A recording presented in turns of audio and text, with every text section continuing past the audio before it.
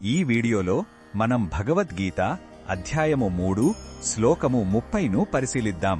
కర్మయోగం గురించి వివరిస్తున్న శ్రీకృష్ణుడు ఇప్పుడు కర్మ బంధాల నుండి విముక్తి పొంది మన కర్తవ్యాన్ని ఎలా నిర్వర్తించాలో అర్జునుడికి ఒక స్పష్టమైన మార్గాన్ని చూపుతున్నాడు. మొదటగా ఈ పవిత్ర శ్లోకాన్ని భక్తితో విందాం. మై సర్వాణి కర్మాణి సన్యస్యాధ్యాత్మచేతసా నిరాశీర్ నిర్మమో భూత్వా యుధ్యస్వ విగతజ్వరః. ఈ శ్లోకం అర్థమేమిటంటే శ్రీకృష్ణుడు అర్జునునితో ఇలా అంటున్నాడు, ఓ అర్జునా, నీవు చేసే అన్ని పనులను వాటి ఫలితాలను నాకు సమర్పించు.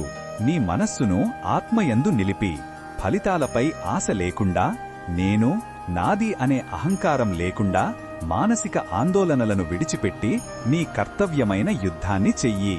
ఇక్కడ యుద్ధమంటే కేవలం అర్జునుడి పోరాటం మాత్రమే కాదు, మన జీవితంలో మనం ఎదుర్కొనే ప్రతి పోరాటం.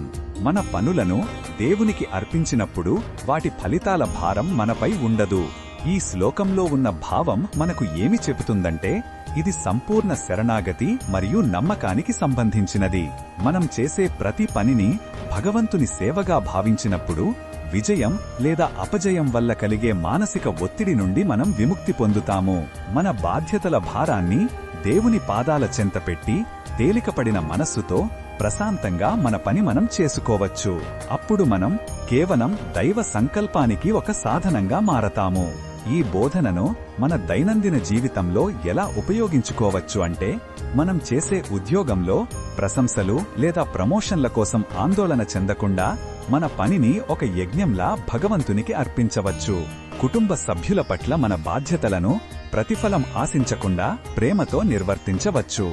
ఏదైనా కష్టమైన పనిని ఎదుర్కొన్నప్పుడు భయంతో నిండిపోకుండా, నా ప్రయత్నాన్ని నేను చేస్తాను, ఫలితం ఈశ్వరుని ఇష్టం అని భావించి ధైర్యంగా ముందడుగు వేయవచ్చు.